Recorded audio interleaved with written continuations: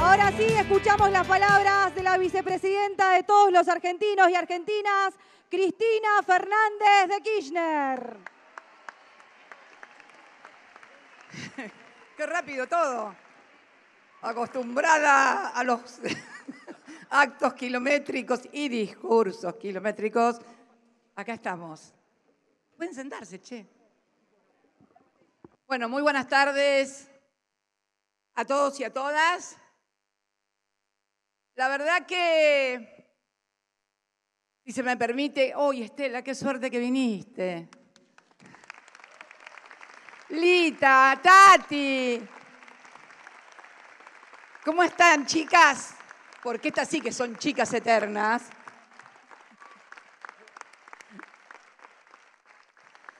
Bueno, acá estamos en Tecnópolis. La verdad que es como recibirlos casi en el living de mi casa. Yo la siento mi casa, Tecnópolis. La verdad que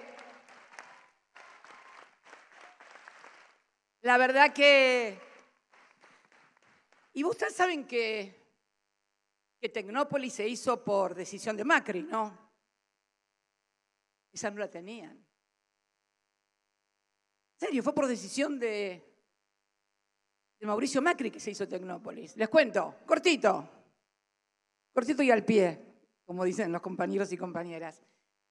Cuando finalizaron los festejos del Bicentenario, festejos maravillosos y los hubo, e inolvidables en el país, a Parrilli, que lo habían apodado Bob el Constructor. ¿Ustedes conocen el cuentito ese de Bob el Constructor? De cuando eran chiquitos, la mamá de Néstor, mi suegra, la abuela de los chicos, se la contaba a Máximo y a Florencia. Sí, la abuela les contaba cuentos. Si yo le digo que le contaba yo los cuentitos a los chicos, no me lo van a creer porque además es mentira. Y no vine acá a mentir. No voy a empezar a mentir ahora de vieja. No mentí nunca, no voy a mentir de vieja. No, de ninguna manera. Así que bueno, nada. Terminan los festejos y viene Parrilli con un nuevo proyecto. Después del Bicentenario, que había sido una maravilla, un fenómeno económico, social, cultural, fantástico, sociológico casi. Los millones y millones de argentinos y argentinas festejando en las calles 200 años de historia.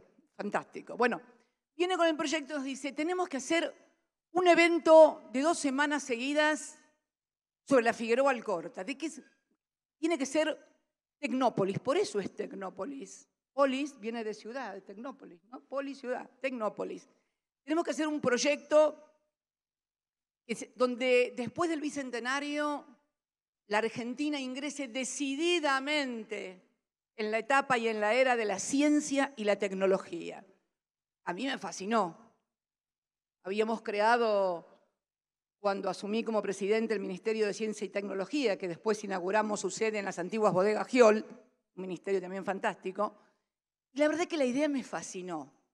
Y era un evento que, con escenarios móviles y retráctiles y colgantes sobre la Figueroa Alcorta, obviamente teníamos que pedir permiso al gobierno de la ciudad, porque estábamos utilizando el espacio de la ciudad. Y fuimos a pedirlo. ¿Quién estaba de jefe de gobierno? Bueno, no van a impedir el tránsito, va a haber problemas de tránsito. Y la verdad que ahí en octubre hoy se acordaba el Cuervo cuando lo comentaba, habían venido a verme el Cuervo y Estela, creo. No sé si te acordás, Estela. Estela, ¿no es cierto? Con Estela viniste. A los pocos días había sucedido lo de Mariano Ferreira y yo les comenté que nos habían prohibido lo que queríamos hacer. Pero Parrilli es terco y yo más que él. Entonces, y a la verdad que tenía un montón de funcionarios tercos. Teníamos muchos funcionarios. Los funcionarios tienen que ser tercos. No tienen que bajar las manos y los brazos ante el mínimo impedimento. Hay que ser terco. Cuando uno es funcionario tiene que ser terco, muy terco, no para no escuchar, no para no debatir, sino para que en la primera de cambio que te sale mal o que te sale una cruzar, te abandonás y te vas a otra cosa porque te da temor a seguir con lo que tenés que hacer. Bueno, y entonces me vieron con otro proyecto, una cosa más permanente, y vamos a buscarla ¿dónde? Ir a la provincia de Buenos Aires, y ahí salieron arriba de un helicóptero Parrilli, Tristan Bauer, que hoy es ministro de Cultura, y de quien depende precisamente de Cultura Tecnópolis. Bueno, hoy Oscar es senador, y con Javier Grossman, que no sé qué soy, pero bueno, pero salió también arriba del helicóptero. E identificaron este predio en Villa Martelli, el predio de Villa Martelli, 52 hectáreas. Era piedra, pastizales y abandono total. Y en 8 meses hicimos Tecnópolis. 8 meses hicimos Tecnópolis. Me acuerdo que trabajaron mucho también las cooperativas que tenía Alicia en el Ministerio de Desarrollo Social. Trabajaron mucho acá las cooperativas, desmalezamiento, jardinería, mantenimiento, electricidad, etcétera, etcétera, etcétera. Bien, e inauguramos Tecnópolis. Y hoy venía y cuando veía esto, que es fantástico, acá también presentamos el Cunita, acá en Tecnópolis. Acá también entregué la computadora número 4 o 5 millones, no me acuerdo, de Conectar Igualdad. Y la verdad que venía pensando en eso, en qué es gobernar, ¿no? Y gobernar es eso. Gobernar es hacer. Está en nuestro ADN, de peronistas y de toda la vida. Recordaba ayer se cumplieron 30 años desde que Néstor ganó su primera elección como gobernador de la provincia de Santa Cruz. Y bueno, y el ADN de hacer viene del peronismo, viene de lo que pensamos y viene de lo que hicimos toda la vida. Yo me acordaba que cuando en la Intendencia, una de las primeras cosas que hicimos allá por el 88, sí, fue una rotonda. La Ruta 3 en Río Gallegos antes terminaba en la entrada del pueblo y tenías que esperar 5 minutos para poder ingresar al pueblo por los semáforos. Hicimos una rotonda por administración proyectada por nosotras. Cuando la terminamos, que teníamos mucho miedo que no diera resultado porque en los medios decía que la gente iba a chocar, que estaba mal. Lo de siempre, en todas partes es lo mismo, no crean que solamente acá en Capital. Nunca hemos tenido, no sé por qué razón, debe ser una maldición que tiene hasta el peronismo y los medios de comunicación, que no importa si es bueno, si es malo, siempre dale y dale y dale y dale. Nunca una cosa buena. Pero bueno, se ve que hay gente que no le importa lo que digan los medios o que le poco, no sé, no importa. Lo cierto es que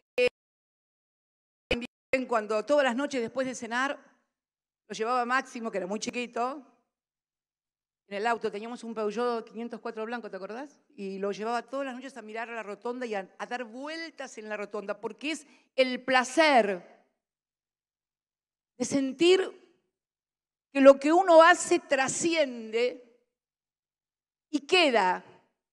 Y lo van a ver tus hijos y los hijos de tus hijos y tus nietos. Eso es, en definitiva, la vocación política. La de la trascendencia. La de imaginar que estamos construyendo un país diferente, no solo para nosotros, sino para todos y todas. Para los que piensan como nosotros, para los que no piensan, para todos. Gobernamos así, para todos. Nunca le preguntamos a nadie qué ideología tiene para reconocerle un derecho. Nunca. Y bueno, el hacer tantas cosas con las que uno se topa cuando va a las provincias, obras, aeropuertos, puertos, autopistas, en fin, miles. ¿Qué les voy a contar? Ya me escucharon en todas las cadenas nacionales durante 8 años que se los conté. No les voy a venir a contar lo mismo otra vez, pero yo me preguntaba, el hacer nuestro a partir del 10 de diciembre del 2019, cuando después de 4 años duros, tremendos que pasó nuestra sociedad, con políticas muy duras para la gente, pensaba también, pucha, siempre que llegamos nosotros, en la Intendencia, en el 87 con Néstor, la ciudad estaba destruida, endeudada, habían abandonado una obra pública muy importante que eran cloacas en todo, y la gente se caía entre las cloacas, los autos, había demás, un desastre. Con la provincia, con Néstor, en el 91 lo mismo, ni qué hablar. Vos te acordás mejor que yo, Alberto, seguramente, porque lo sufriste junto con él en el 2003. ¿Cómo estábamos? Difolteados, deuda con el Fondo Monetario Internacional. Néstor sacó menos votos que la cantidad de desocupados que había. Mal, todo mal. Y la verdad que cuando llegamos este 10 de diciembre del 2019, el país no era el mismo. No era el mismo. Y esto ya no es una cuestión de posicionamiento, de ideología, no era el mismo. Por lo pronto, aquel Fondo Monetario Internacional que Néstor había despachado en el 2005, pagando toda la deuda, cash, junto con Lula en Brasil, había vuelto. Pero si Néstor tuvo que pagar, el pueblo argentino, en realidad Néstor no pagó, tuvo que pagar en aquella oportunidad 9.000, creo que eran 9.800 millones de dólares, ahora ya no eran 9.800 millones de dólares. Era un fondo con un activo en contra nuestro de 44.000 millones de dólares. Ya no teníamos una desocupación de un dígito, del 5.9, como entregamos el gobierno el 10 de diciembre, el 9, perdón, de diciembre, a las 12 de la noche, como la Cenicienta. Por orden judicial, claro. Y ya teníamos 2 dígitos. Y además, aquella deuda que Néstor había logrado reestructurar, que había heredado, porque nos pasamos reestructurando y organizando deudas contraídas por otros. La primera reestructuración la hizo Néstor en el 2005 y la otra la hice yo en el 2010, nuestra gestión. Debíamos mucho más. Mucho más. Las industrias, los comercios cerrados, en fin. Otra vez sopa. Si tuviera que definirlo, otra vez sopa, dijera Mafalda. Esto fue el 10 de diciembre. ¿Y cuál fue entonces el hacer, el ADN que llevamos adelante, peronistas, kirchneristas, como quieran llamarlo, y otros partidos también, otros espacios políticos que nos acompañan a hacer? ¿Y qué tuvimos que empezar a hacer? La emergencia. Por eso la emergencia tarifaria, y ya no hubo más tarifazos. Esos tarifazos que volvían loca a la gente, porque la gente, yo volví a tener calefacción en mi edificio ahora. Todos lo saben, y lo saben también, y vos, Leandro, también lo sabés porque sos porteño. En muchos edificios no se prendía la calefacción o la prendían de tal a cual, nada más porque no se sabía cuánto venía la factura. La gente volvió a prender la calefacción. A ver, traduzcamos esto de que no hay tarifazos con que vuelvo a prender la estufa y vuelvo a enchufar la plancha. Y no plancho de tal hora a tal hora para ahorrar plata. Plancho cuando quiero o cuando puedo planchar. Porque hay que comenzar a traducir las políticas en la sociedad. Y ahí fuimos. Y también con los remedios. El 11 de marzo, hoy lo consultaba antes de venir, 11 de marzo del 2020, por decisión del presidente, la directora del PAMI, Luana, volvió con el programa de medicamentos gratis para nuestros viejos y viejas.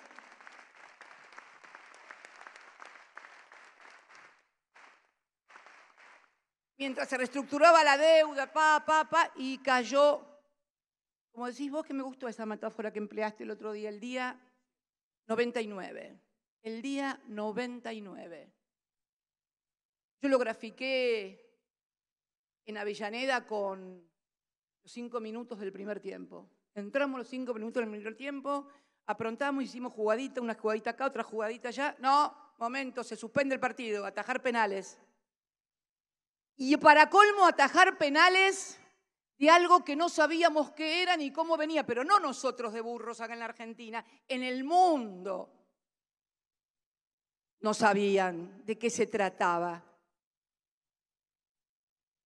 Y vino la pandemia. Hoy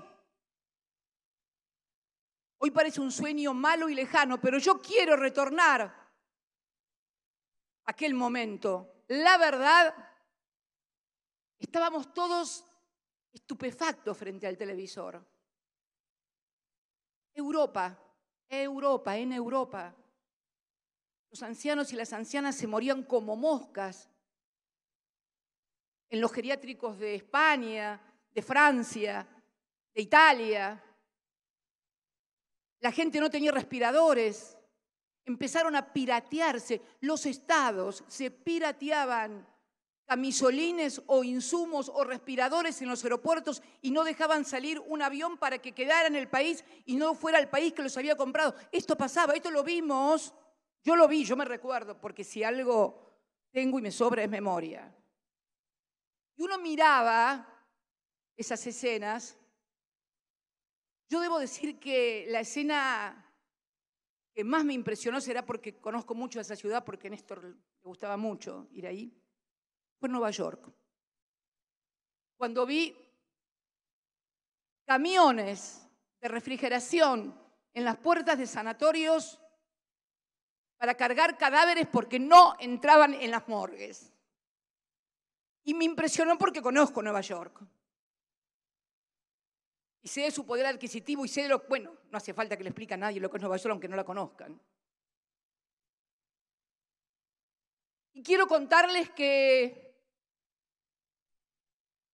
sentí mucho miedo.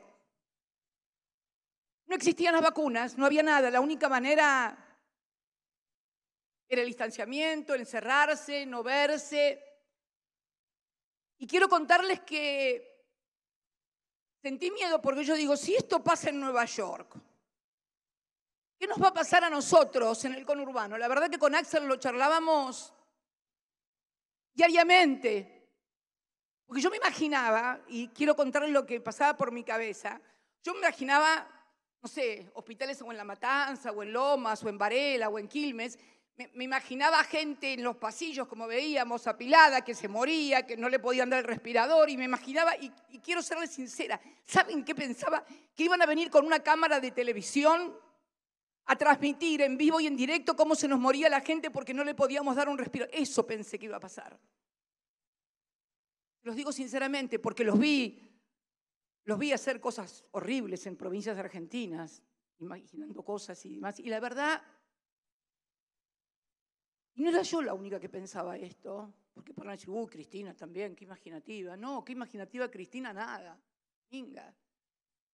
Yo me acuerdo que un gobernador de una provincia norteña, es un alto dirigente de la Unión Cívica Radical, trascendió en los medios de comunicación un videíto que él había grabado, no sé si grabado en una conferencia de prensa o un encuentro con dirigentes de su provincia cuando retornó a su provincia, y él mismo decía, el conurbano va a explotar, va a reventar esto, y no lo decía con maldad, no lo decía con maldad, ni poniéndose contento, ni alegre, no, lo decía porque era en el fondo profundo de nuestras almas, creíamos que eso podía pasar y que iba a pasar.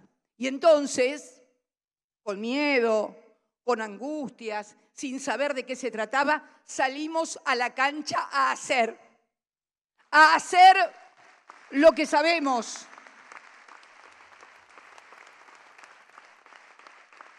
A hacer lo que sabemos, a cuidar a la gente y a construir, porque se hicieron, no sé, 12, 30 hospitales portátiles. Impresionantes. ¿Se acuerdan que yo estaba muy impresionada y todos también? ¿Se acuerdan que China en esos días había trascendido una imagen donde construían, claro, los chinos, obviamente, ¿no? Chapó. Un hospital en 7 días, y se acuerdan que había una imagen que habían construido un hospital gigantesco en 7 días, en 10 días. Bueno, nosotros no lo hicimos en tan poco tiempo porque no somos chinos, los trabajadores son chinos, ni el presidente es chino, ni yo soy china, somos todos argentinos, pero se levantaron 30 hospitales portátiles y en la provincia de Buenos Aires,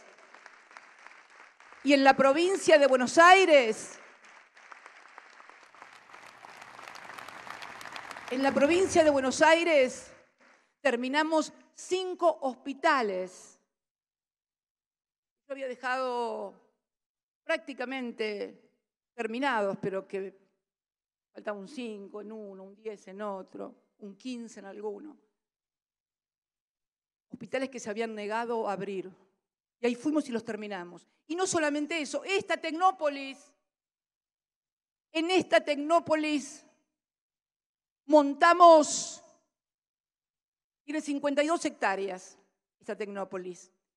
Afectamos 12 hectáreas de esta Tecnópolis para internación y aislamiento de aquellos que estaban infectados con el coronavirus. Pero no solamente camas.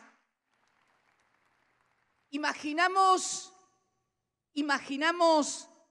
una parte de esas 2 hectáreas con lugar para esparcimiento, para juegos con los chicos que se internaban con sus papás o con sus mamás para el aislamiento. O sea, pusimos el país, armamos el país para enfrentar lo que venía. Y claro, con la gente en sus casas, con la única manera que no había vacuna, pero no era que no había vacuna porque no queríamos comprar esto, no existían las vacunas. No se habían descubierto o inventado, no sé cómo se dice científicamente, si las vacunas se inventan o se descubren posiblemente. No había nada, nadie sabía nada, hasta que finalmente, promediando ya al final del año, comenzaron a salir las vacunas.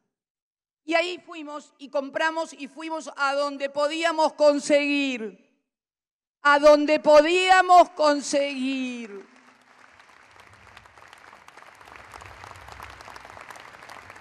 Y ahí ahí empezó la segunda parte del sainete. A los que estaban en contra de que no me dejen encerrado, que no me ni salían y se contagiaban, algunos que se murieron también por contagiarse. Vino el segundo sainete, la vacuna. La vacuna, no hay que darse la vacuna, no hay que vacunarse. Y bueno, hasta que finalmente empezó a vacunarse la gente y logramos, ¿cuántos millones ya? Estamos cerca de los 60 millones, ¿no? Estamos cerca de los 60 millones de vacunas, uno de los países que más vacunas ha adquirido. Y yo digo, empezaron a vacunarse, pero hay que vacunar en tiempo récord a más de 20 millones de argentinos, que creo que era la población objetivo a vacunar. Hay que vacunarlos. El operativo que se montó aquí, en la provincia de Buenos Aires, como en el resto de las provincias, pero aquí por la magnitud, no solamente de la gente, del volumen de gente, sino por las distancias.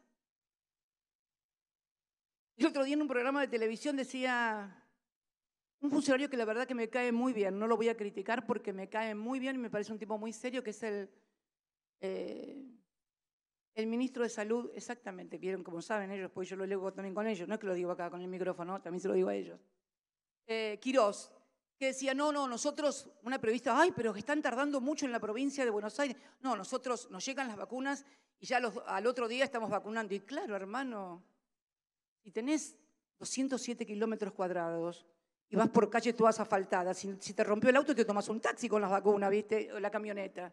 Nosotros tenemos 303.000 kilómetros cuadrados en la provincia de Buenos Aires. 3.300 kilómetros cuadrados. Santa Cruz es la segunda provincia con 243.000, si mal no recuerdo, kilómetros cuadrados. O sea que tenemos que irnos de acá hasta Bahía o hasta Patagones o hasta Carmen de Patagones, ahí en la frontera con Río Negro. Acá la frontera es la General Paz y la autopista.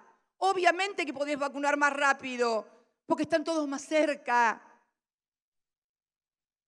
Si me escuchara un marciano o alguien de afuera diría, pero ¿por qué está explicando estas obviedades a esta mujer? Y sí. Porque en la Argentina es el único lugar que tenemos que dar explicaciones de lo obvio. Sí, claro.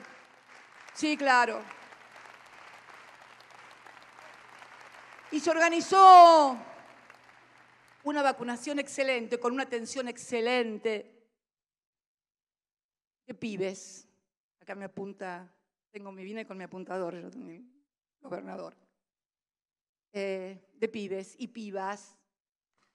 Y pibes y pibas, que la verdad se pusieron una pechera, esa pechera que tanto les molestó en algún momento a otros cuando los chicos se identificaban políticamente. Mirá, yo prefiero gente que se identifique políticamente, que toda la energía, la voluntad y la fuerza que tiene la juventud la canalice de esa manera. No con violencia y agrediendo o insultando a los que no piensan igual que ellos, sino ayudando a todos y a todas.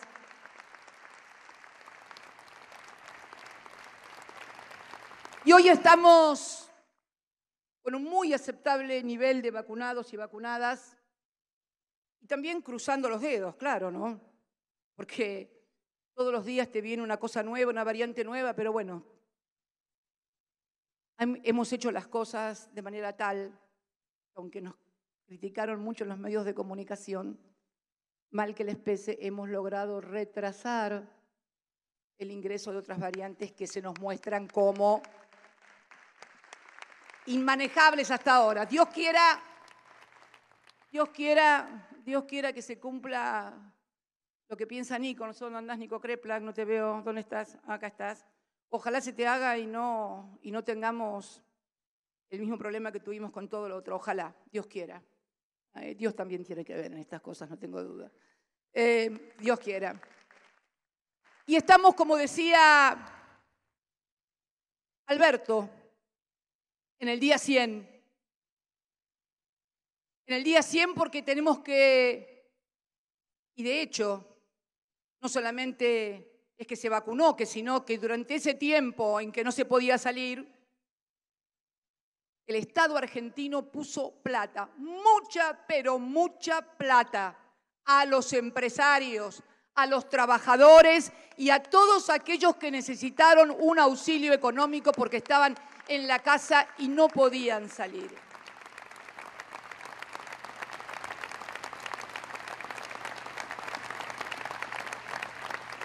Che, qué calor que saca, ¿eh?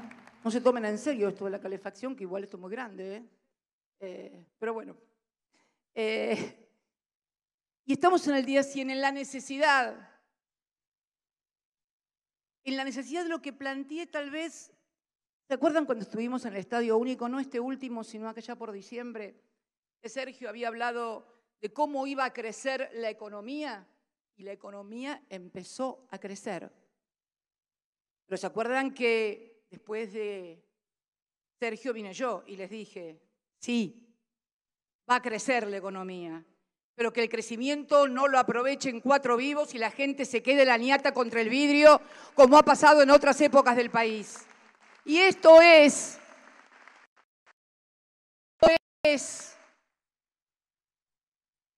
lo que se viene.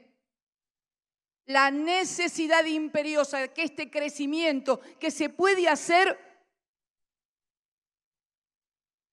porque impedimos con el ATP el telegrama de despido, esa cosa traumática. Pocas cosas más traumáticas en la vida de un asalariado.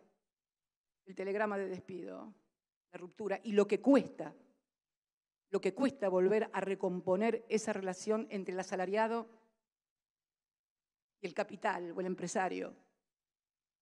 Sea pyme, sea grande, sea chico. Porque se pudo sostener con el ATP, con el IFE, el consumo medianamente. Es imposible sustituir la actividad económica que se despliega cuando la gente hace una vida normal. Pero este aquí que los salarios, me había olvidado también cuando hablé de aquel país del 9 de diciembre del 2015, el país del 2015, el salario era el salario en dólares más alto de Latinoamérica. Le dejamos la Argentina al gobierno que empezó el 10 de diciembre con el salario en dólares más alto de América Latina. Y la devolvieron el 10 de diciembre, 4 años después, con uno de los salarios más bajos de América Latina. En dólares también. Se había empezado a recuperar en los primeros meses de gobierno. Y lo que se recuperó se perdió en pandemia. Y hoy tenemos un retraso salarial importante. Por eso no hay que tenerle miedo a las discusiones paritarias. Al contrario, hay que incentivarlas. Néstor incentivaba las paritarias y los aumentos del salario mínimo vital y móvil por decreto. Y así empezamos a crecer. Y así pasamos de 3 millones de puestos de trabajo a más de 6 millones de puestos de trabajo cuando nos fuimos. Esta es la Argentina que hay que reconstruir. Me gustó mucho, Alberto, lo tuyo de los 2 modelos. Claro que son 2 modelos. No tengo ninguna duda que son 2 modelos de país. 2 modelos de país que además muchos son los protagonistas también de aquella Argentina que defolteada, que recibió Néstor, a esta que recibiste vos. Los actores son muchas veces los mismos. Por eso, esto más que un cierre de campaña, no tiene que ser un cierre de campaña. Tiene que ser una apertura de debates en el país. Porque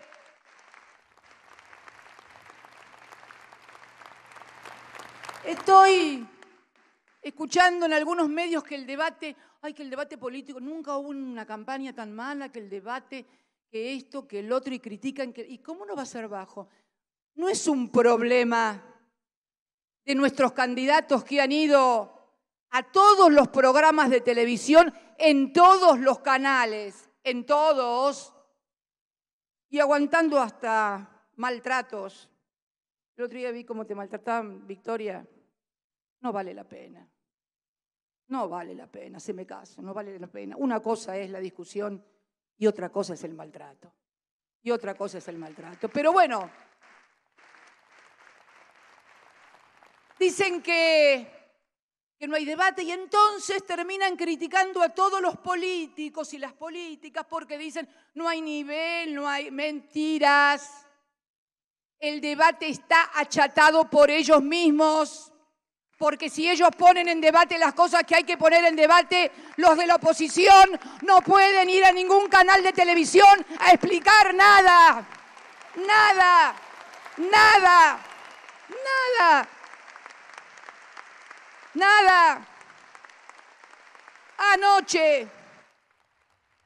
Anoche, prendo la televisión, Máximo se enoja y Alberto también porque dicen que yo miro TN y La Nación más. Pero bueno, yo los miro. Los miro. Entonces, estaba el expresidente en su canal, en La Nación Más. Lo agarré, confieso que lo agarré empezado, y entonces, aparentemente le estaban preguntando por manifestaciones de Alberto respecto de cómo lo había ayudado, o no sé. La cuestión es que los dos periodistas que estaban enfrente, los dos periodistas, sí, son periodistas. Pero bueno, no voy a adjetivar ni a descalificar a nadie. Le preguntaron, entonces, porque él decía que no lo dejaron, que yo no lo dejé gobernar, que no lo dejamos gobernar. No, usted dice, le preguntan los periodistas así con cara, porque ponen cara de circunstancias además, ¿viste? Injundiosas, como, usted dice que los peronistas son golpistas. Sí, son golpistas, dijo. Ah, amigo, lo llevaste a Pichetto de vicepresidente, que fue presidente del bloque durante los 12 años y medio de peronismo, que te votaba hasta el café con leche en el Senado, y decís que los peronistas no te dejamos gobernar. Pero vamos, che, vamos.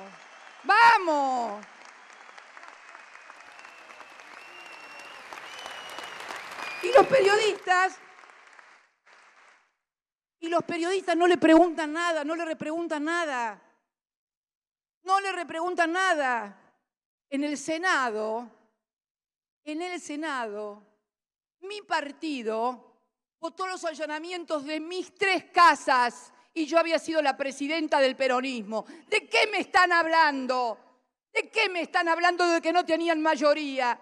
No tenían mayoría institucional, pero tenían mayoría política en ambas cámaras.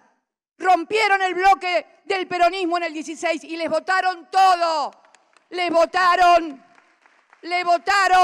lo de fondos buitres, la reforma previsional. Y no critico a nadie, Son razones y es política, pero que no nos mientan, que se hagan cargo de que tuvieron mayoría para gobernar durante los 4 años porque le votaron todos los proyectos. Esto es lo que me subleva, la mentira. Vos podés estar de acuerdo o no estar de acuerdo en una estrategia política, en una postura, pero lo que no podés es mentir y sentarte frente al televisor y decir, no me dejaban gobernar, son unos golpistas. Y los periodistas no decirle nada. Habló de la independencia del Poder Judicial. También otra candidata, la que era gobernadora acá, se le pasó hablando de la independencia del Poder Judicial ayer en la presentación. ¿Independencia del Poder Judicial? ¿En serio me están diciendo? ¿En serio? Mi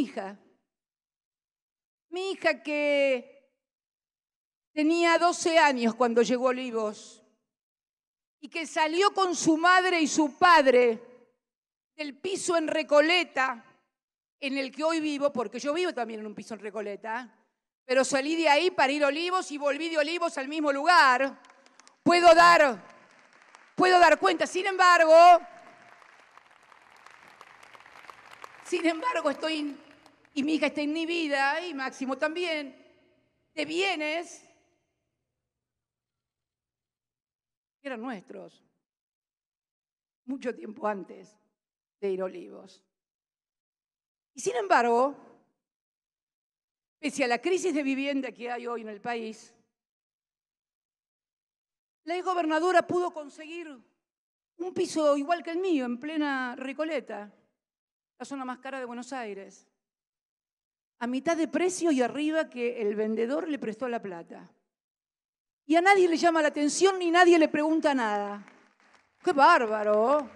¡Qué suerte que tienen algunos y algunas!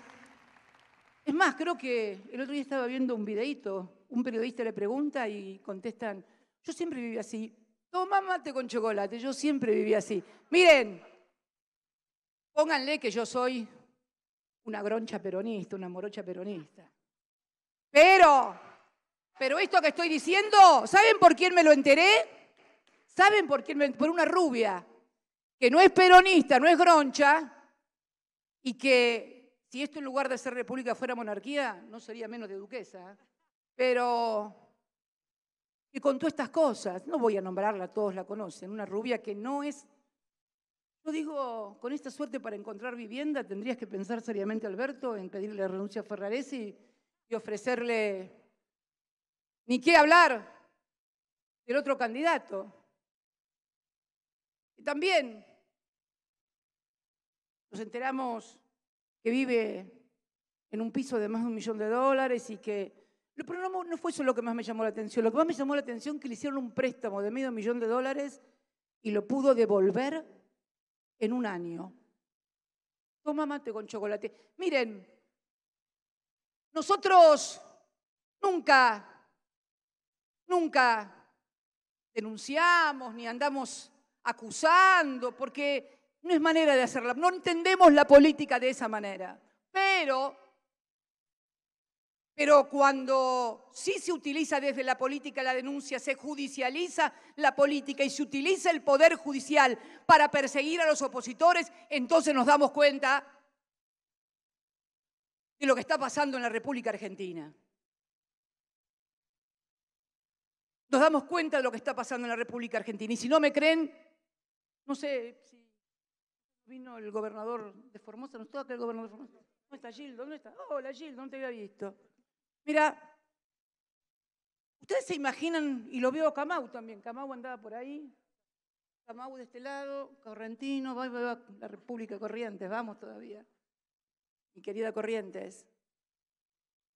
En plena campaña electoral, un diputado opositor del Frente de Todos fue baleado en un acto.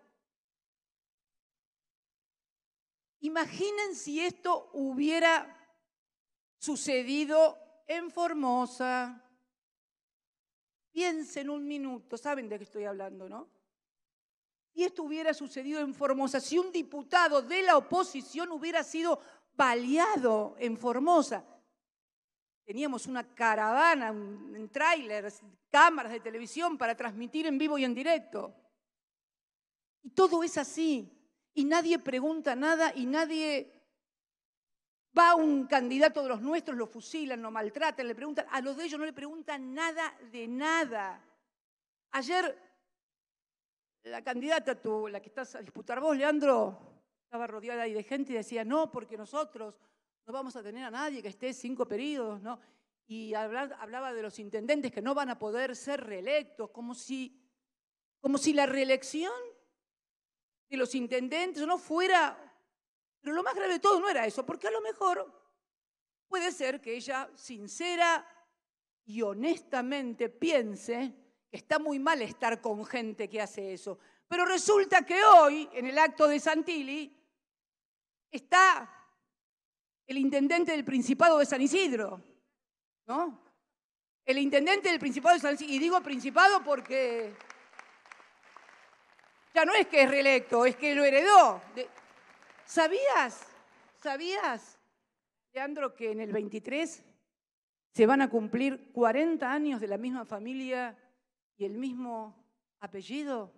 Y no me parece mal porque la gente, ojo, no estoy criticándolo, ojo, tuve muy buena relación cuando fui presidente y cuando Néstor lo era, muy respetuoso.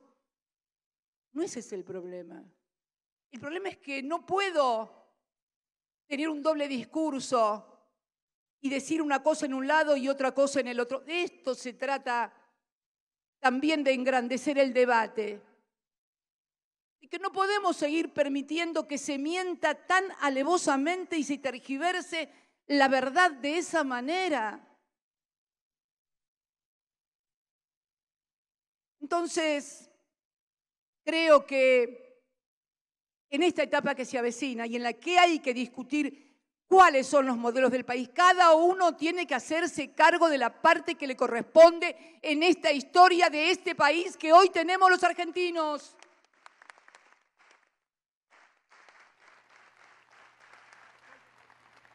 No estoy diciendo...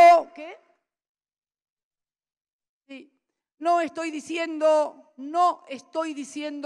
nada que ya no haya dicho. Si alguien recuerda mi intervención en Escobar cuando presentamos las listas, hablé de estas cosas, de que cada uno se haga cargo. No puede ser posible. Si el debate se ha caído en la República Argentina. Es una responsabilidad de los que lo llevar adelante y deben desmontarse esta estrategia de que todo aparezca chato para que terminemos hablando de cualquier imbecilidad. De cualquier imbecilidad. ¿Saben por qué hablan de cualquier? Porque así gastan tiempo, critican a uno, critican al otro, hablan y nadie discute lo que hay que discutir. Es cómo vamos a hacer.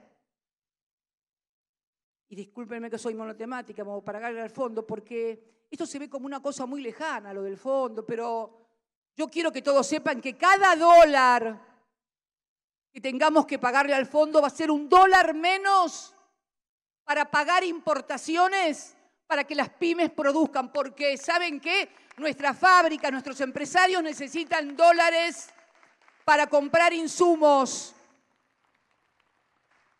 Por eso, Alberto, no tenemos que permitir que Dow Chemical en San Lorenzo, provincia de Santa Fe, cierre esa fábrica tan importante que produce insumos plásticos difundidos para toda la industria.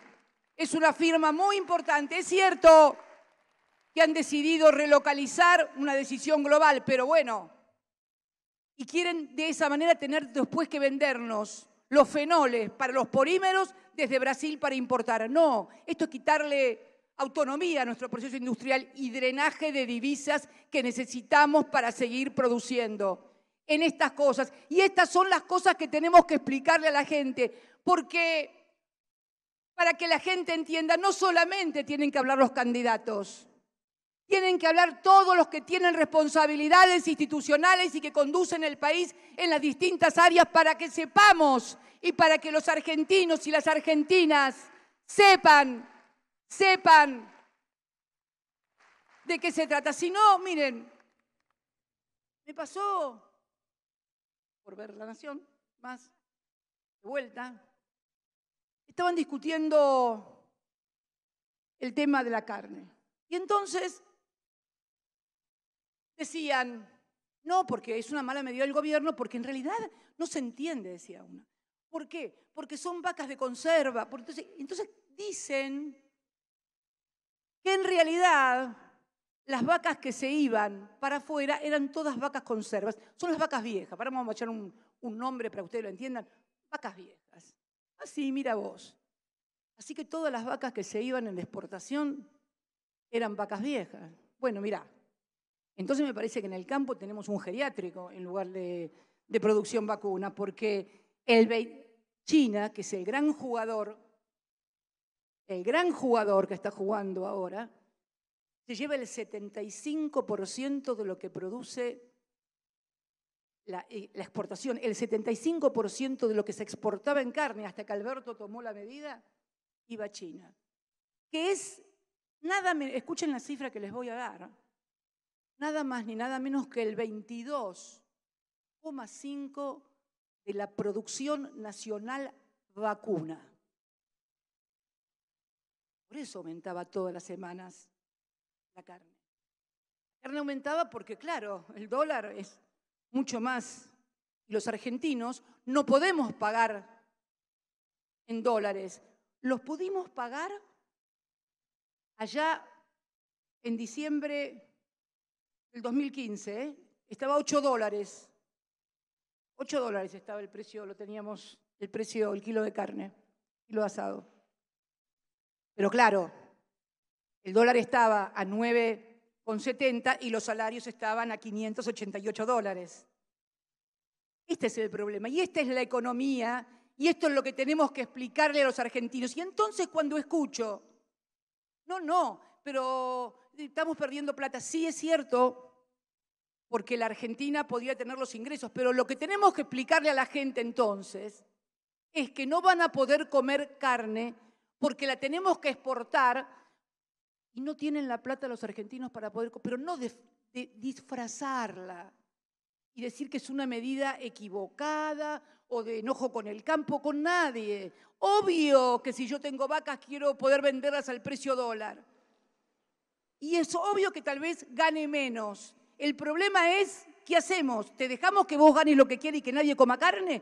Pero esto es lo que tenemos que discutir y no tiene que enojarse nadie, pero no hay que disfrazar la discusión. Si queremos la guita en las arcas, tenemos que decirle que no van a poder comer carne hasta que no les aumenten los sueldos a como los tenían en el 2015. No hay que mentirle más a la gente. No hay que mentirle más a la gente. ¡Qué vaca vieja! Pero si se detectó el otro día un contrabando que le habían puesto en lugar de asado, le habían puesto, ¿cómo era? Punta de hueso lumbar. Escuchen esto, por favor. Un importador, frigorífico importador, ¿qué importaba? Punta de hueso lumbar. Bueno, ¿saben qué es eso? Asado, que está prohibido. Lo detectaron. Entonces, esto es lo que hay que charlar y discutir seriamente. ¿Están dispuestos los argentinos a dejar de comer carne?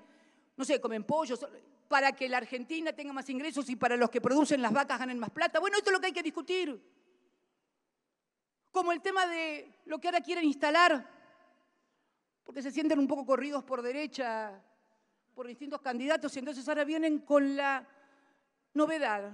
No, hay que eliminar la indemnización por despidos. Bueno, miren, primero van a tener que reformar la Constitución. O sea que en esta legislación acá no se decide porque la protección contra el despido arbitrario es una inclusión del artículo 14 bis, que no es de los peronistas. 14 bis fue los que derrocaron a Perón, que como que tenían que aparecer que no eran tan antiobreros, me enchufaron el 14 bis con todos los derechos laborales. Entonces hay que discutir. Ahora, decir que vamos a generar más trabajo si eliminamos la indemnización por despido, mentiras. Lo explicaba ayer Máximo en Bahía. Con los 2 dígitos, 24, 25% de desocupación y sin tocar ninguna ley laboral y restituyendo la vigencia de miles de convenios colectivos de trabajo, llegamos a una desocupación del 5.9. Vamos, che. ¿A quién le quieren hacer creer esto? Ahora,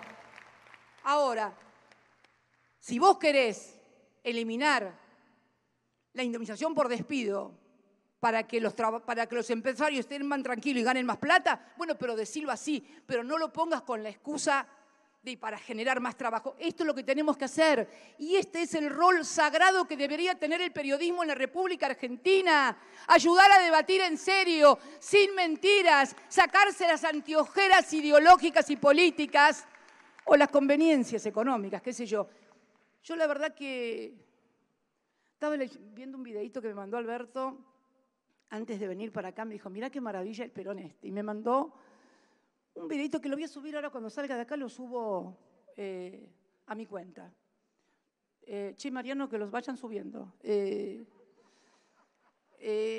videito, claro, porque muchas veces uno se enoja por ahí con tal o cual periodista, pero también es la línea editorial. Yo entiendo eso.